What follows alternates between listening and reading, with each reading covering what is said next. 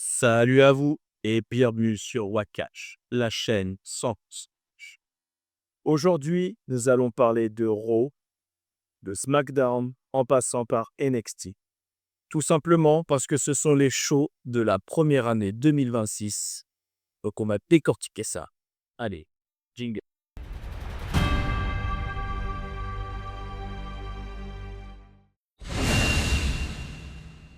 Pour commencer, comment allez-vous, cher Cole? Bonjour à tous et bienvenue sur Wakash. Ça va très bien, ça va très bien. J'espère qu'on va passer un très bon moment ensemble pour parler, analyser, décortiquer la semaine catch. Et nous allons commencer cette première partie avec Raw. Un Raw que j'ai trouvé exceptionnel. Pour moi, il a rempli toutes les cases.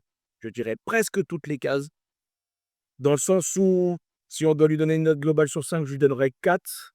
Je vous explique pourquoi maintenant. Nous avons eu l'arrivée de Rhea Ripley et Io Sky face au Kabuki Warrior. Et ça a été un match où j'ai trouvé qu'il y avait de l'intensité. J'ai trouvé qu'il y avait des prises musclées, que c'était fluide. Personnellement, j'ai trouvé ce combat très intéressant et très sympathique à regarder. On rajoute ça, bien évidemment, qu'il y avait les titres par équipe féminine à gagner et ces titres qui ont été remportés par Rhea Ripley et Io Sky. Donc du coup, on rajoute un match pas mal, sympa à regarder et des nouvelles championnes. Pour moi, banger, 4 étoiles. Bien évidemment, là aussi où je trouve que le show a pris une ampleur et que ça a été très sympathique, c'est qu'ils ont réussi à faire un partenariat avec la série Stranger Things. Et donc, du coup, je trouve que la thématique, les décors, l'ambiance était vraiment très, très sympathique. Donc, ça rajoutait vraiment un plus au show. On continue bien évidemment avec cette petite querelle que nous avons pu voir dans les backstage et sur le ring, entre le ring général Gunther et le Phenomenal One AJ Styles, où bien évidemment celui-ci n'a pas réussi à se faire entendre, et pour se faire comprendre, il lui a lancé une magnifique mandale en pleine froid, ce qui n'a pas plu à Gunther. Personnellement, je vois cette rivalité un peu d'un mauvais œil. Alors, je ne sais pas vous comment vous allez prendre le call, mais je vous dis ça parce que à l'heure actuelle, nous savons que AJ Styles n'est pas très loin, de sa fin de carrière à la WWE. Gunther a déjà éliminé Goldberg, il vient d'éliminer John Cena. Est-ce qu'il mettra un terme à la carrière de AJ Styles? J'aimerais qu'il parte d'une autre manière. Après, bien évidemment, si on continue sur cette lancée, ça ne pourra accroître que la personnalité de Gunther. Qu'est-ce que vous en pensez, Cole, de cette rivalité, de ce moment pour Gunther? Je pense que c'est une petite rivalité. Il va y avoir un match très bientôt. Ils vont faire ce match et ça va passer. Euh, on a l'impression que Gunther est celui que tout le monde va affronter pour vivre un showdown, une épreuve de force, comme si c'était, l'indestructible, en fait et il est fort probable, comme vous le dites, qu'à la fin de l'année, quand LG Styles va terminer et ben, que ça soit Gunther son adversaire. Parce qu'on s'en souvient, heu on s'en souvient bien que c'était Gunther qui avait, affronté Goldberg. Donc, c'est fort probable, c'est fort probable. En tout cas, tout ce qu'on espère, c'est un maximum d'ovation pour la fin de AJ Styles lorsque cette carrière s'arrêtera. Et bien évidemment, le meilleur pour la continuité de Gunther. Maintenant, on va passer au point faible, même je dirais le flop de cette soirée. Malheureusement, est-ce qu'il en fallait un? Je ne sais pas. En tout cas, ce soir, il y en a eu un. C'est le match entre Becky Lynch et Maxine Dupri pour le match Intercontinental Champion. J'ai eu énormément de mal. Alors, j'ai regardé ce combat avec, attention, hein, comme j'ai regardé tous les autres, mais j'avais envie de décrocher. Personnellement, je jette pas la pierre sur Maxi Dupri. Elle vient d'arriver, on va dire qu'elle se lance vraiment alors qu'elle était souvent sous vos cons pardon, elle était souvent second couteau, utilisée comme manager. Donc, je lui en veux un peu moins. J'en veux surtout à Becky Lynch qui est censée avoir de l'expérience, qui est censée, faire quelque chose et malheureusement aujourd'hui, pour moi Becky Lynch, bah, c'est pas Becky Lynch. En fait, en gros, aujourd'hui, quand je vois Becky Lynch, je vois Seth Rollins. C'est Seth Rollins féminin de Wish.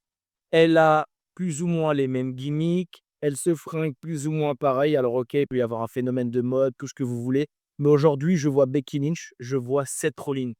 Mais comme ce n'est pas son rôle, ça n'est pas Seth Rollins, forcément, ça marche beaucoup moins bien. Je préférais l'ancienne Becky Lynch et je pense que pour le bien de elle-même, ça serait peut-être mieux qu'elle redevienne l'ancienne Becky Lynch, car actuellement, personnellement, je suis lassé de la voir et je suis lassé de la voir catcher. Pour moi, je trouve qu'elle n'est plus aussi performante qu'elle ne l'était. Alors peut-être que je suis Dieu, je sais pas vous ce que vous en pensez, Cole, mais en attendant, le Becky Lynch qu'on voit aujourd'hui n'est pas le Becky Lynch qu'on a connu. OK. Mais non, mais je suis en partie d'accord avec vous. Le truc, c'est que Becky Lynch, elle a pas besoin de catcher, en fait. C'est sa personne et avec sa gimmick, sa personnalité qui va faire, d'elle le personnage et en fait, vous avez vu la ceinture des États-Unis, elle est portée par une, soi-disant heel, mais pour le moment, il y a pas ce truc. Il y a pas ce truc, qui, heu nous dérange, et qui permet, heu, qui permet d'argumenter et de continuer, sur quelque chose. Becky Lynch a cette particularité d'être cette empêcheuse de tourner en rond et qui permet en fait d'alimenter, de faire continuer cette histoire, sur la ceinture intercontinentale. Sachant que pour les ceintures féminines, les histoires des ceintures mineures, elles sont vraiment pas top. Bah, on a besoin de Becky Lynch pour au moins réussir à amener, voilà, les histoires et même, l'intensité de ces ceintures, à un certain niveau. Donc côté 4, je suis tout à fait d'accord avec vous, c'est n'importe quoi, mais elle est l'équivalent d'un Miz de l'époque qui était chiant, mais qui était bon dans ce qu'il faisait, pour la ceinture intercontinentale côté filles. Mmh. Je comprends et je conçois ce que vous dites, cette réponse, mais tout à fait valable. Nous allons donc, continuer bien évidemment avec l'arrivée donc de Jevon Evans qui signe à Raw, donc félicitations pour Jevon, l'intégration donc du show principal. Cette signature aura été suivie par, l'arrivée aussi des Usos dans le public, donc content d'avoir gagné leur titre par équipe. Bien évidemment, on en avait parlé la semaine dernière, hein, de sa favoritisme. Est-ce qu'il est vraiment là ou non? On verra avec le temps.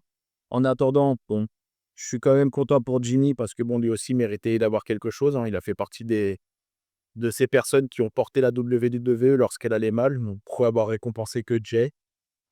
Ça, on n'aura forcément jamais la réponse. On suit cette soirée, avec, Stéphanie Vaquer qui vient parler de son match qu'elle a eu avec Nikki Bella et Raquel Rodriguez. Elle vient, comme à son habitude, remercier le public, qu'elle est très contente et qu'elle est prête à continuer malgré la blessure à sa cheville où on voit son énorme attelle, lorsqu'elle monte dans le ring, même lorsqu'elle fait son apparition pour bien évidemment finir dans les bras de Raquel Rodriguez et se faire latter comme il faut. Ouais. Donc, du coup, je pense que nous allons avoir une nouvelle rivalité entre Raquel Rodriguez et Stéphanie Baker. Va devoir certainement défendre son titre face à Rodriguez qui ne veut pas lâcher le morceau. Donc je pense que ça peut faire une bonne rivalité, ça peut matcher, ça peut faire quelque chose. On va passer maintenant, au match qui suit, donc le match entre Liv Morgan et Lyra Valkyria.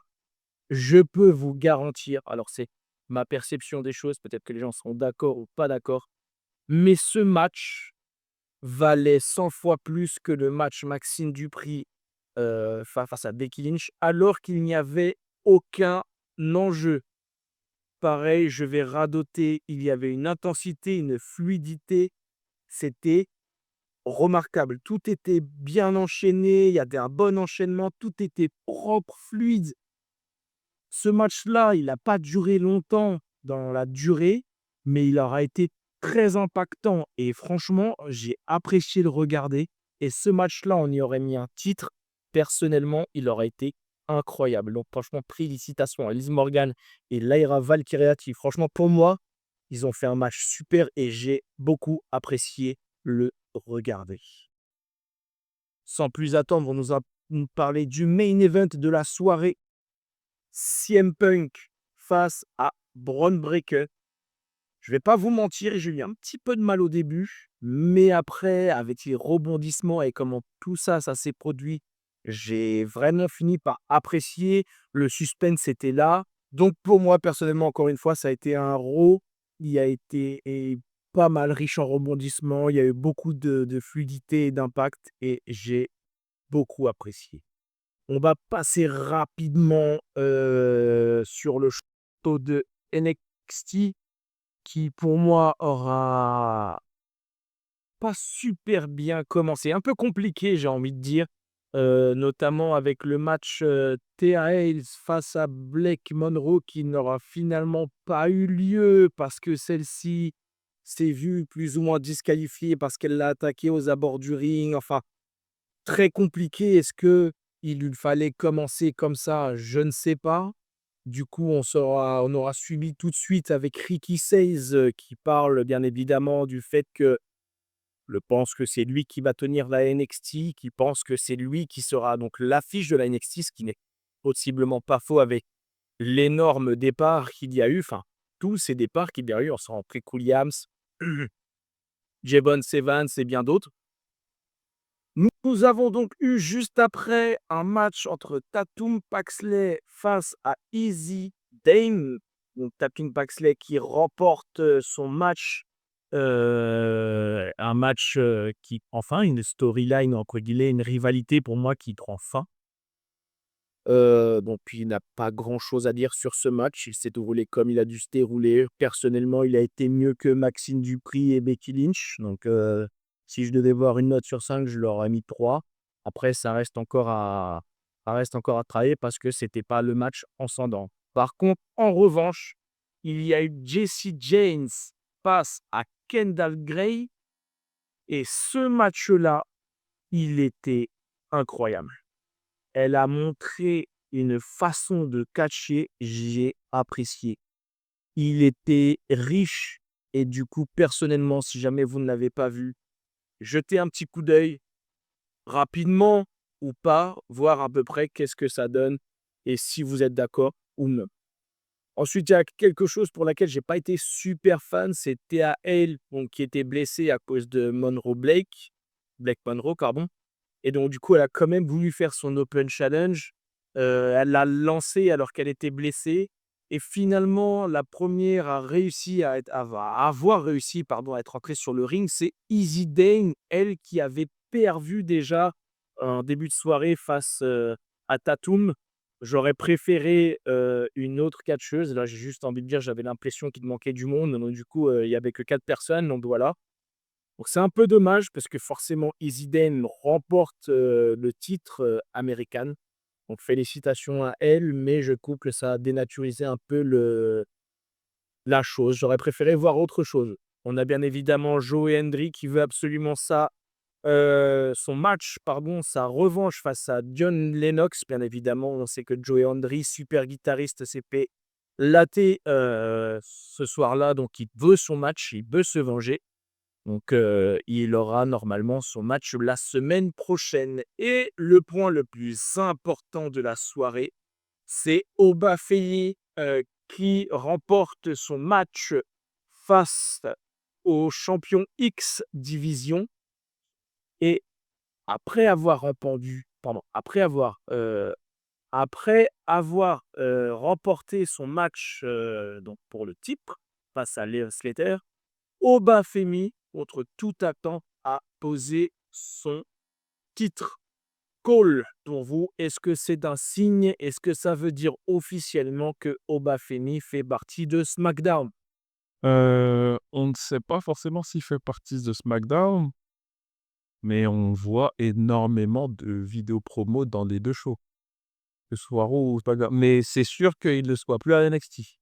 C'est et heu et le nouveau défi de la NXT, c'est il va falloir se renouveler avec toutes les promotions, de Javon Evans, Obafemi, Jordynne Grace. On va rajouter possiblement Sol Ruka qui va bientôt, c'est sûr, de je me doute, hein, qui va bientôt monter. Hem, il y a aussi Trick Williams. Donc en fait, ça va être là, la division NXT, voilà, il va falloir vraiment qu'elle se renouvelle. J'espère qu'elle se renouvellera assez rapidement.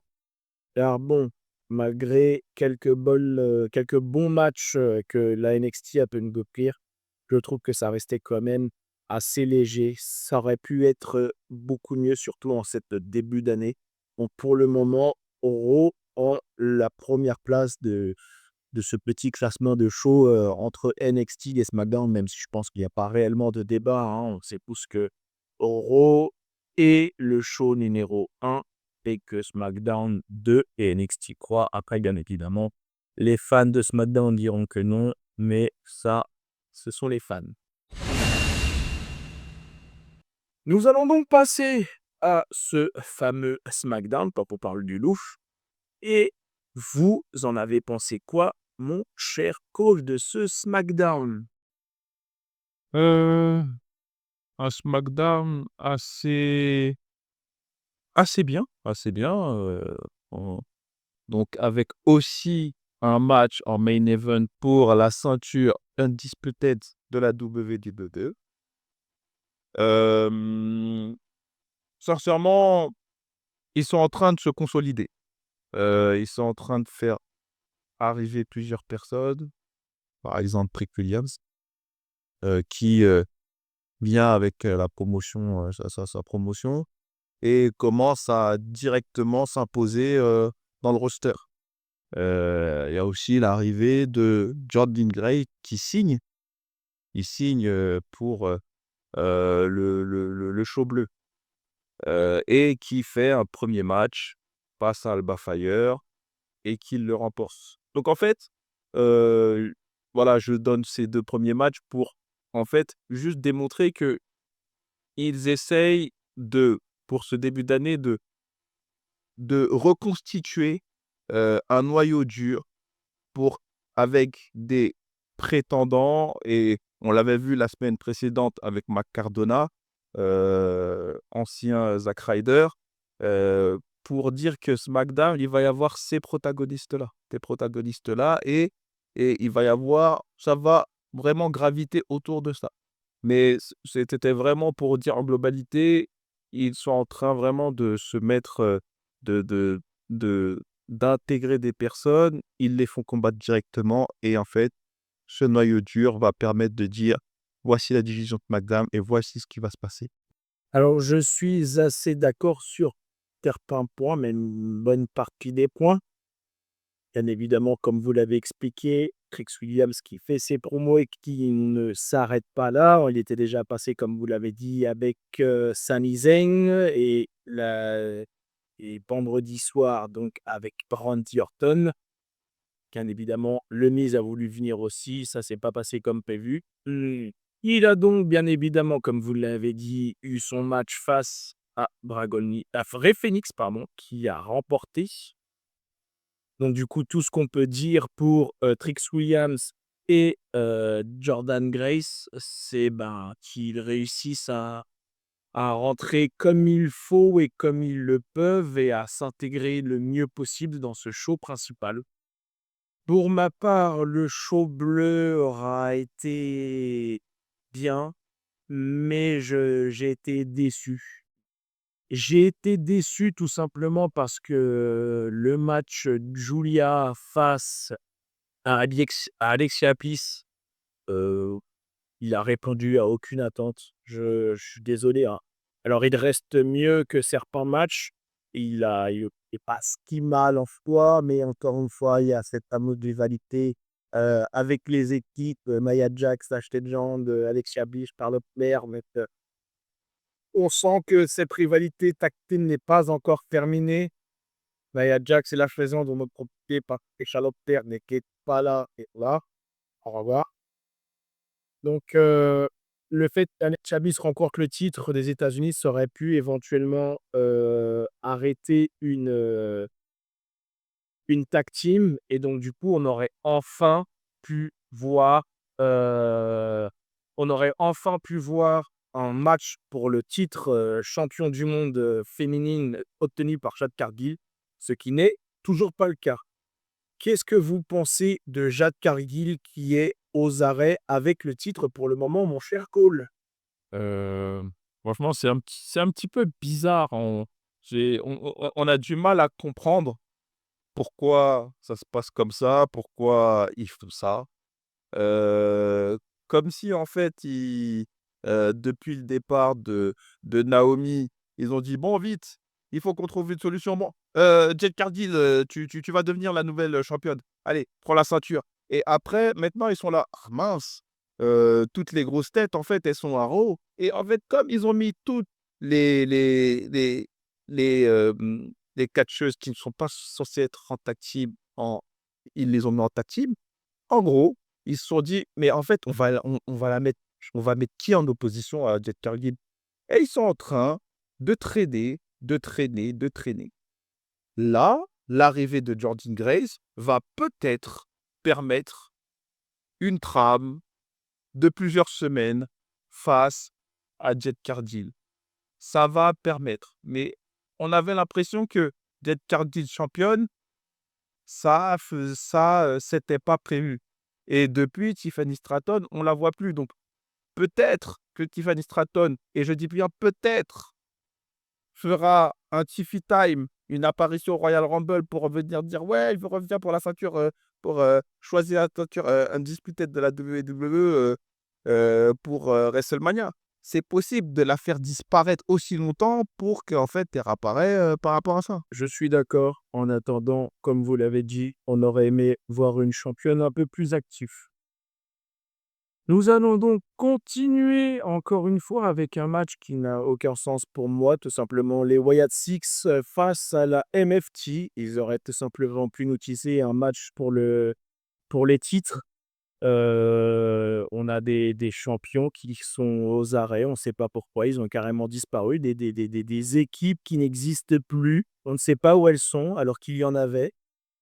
Ils auraient très bien pu nous faire quelque chose de super, on n'était pas obligé de voir toute la Wyatt Six, on aurait très bien pu voir que, Dexter Lumis et Joe Gracie.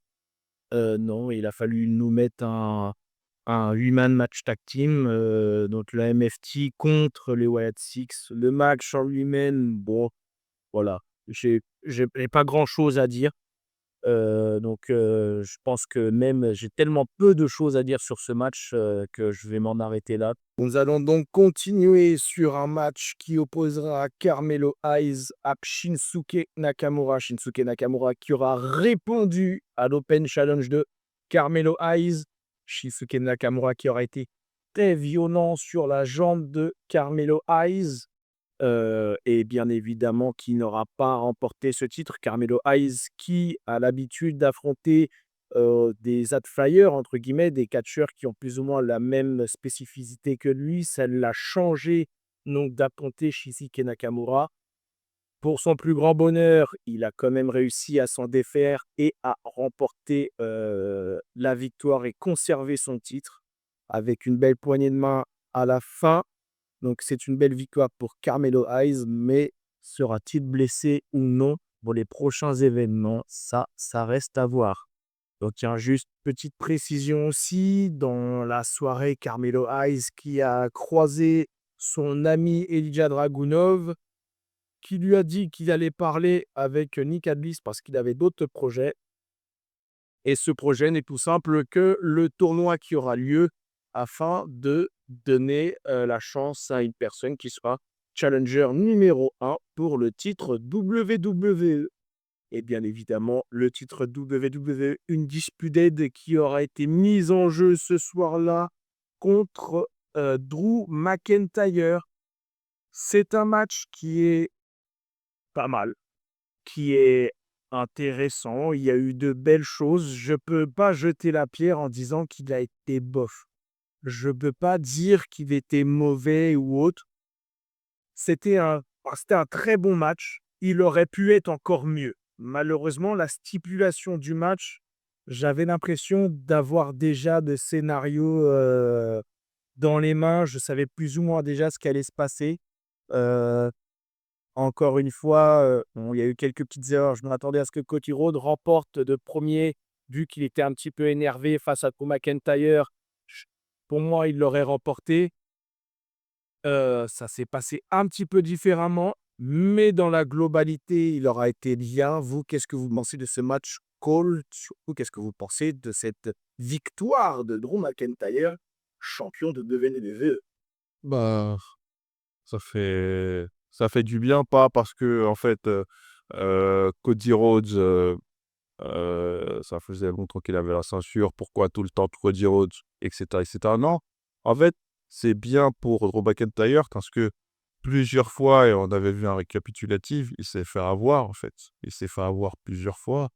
C'était à WrestleMania, il s'est fait avoir à WrestleMania, plusieurs fois.